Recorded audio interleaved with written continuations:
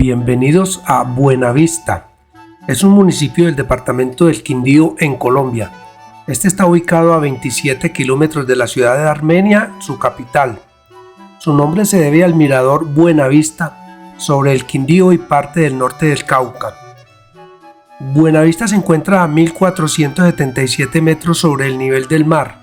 Su temperatura es de 20 grados centígrados y tiene un área de 41.12 kilómetros cuadrados.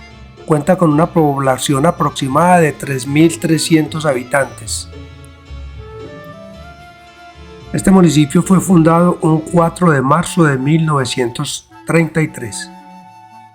Ahora acompáñenos a un recorrido aéreo por Buenavista. Si te gustó este video, por favor no olvides darle me gusta.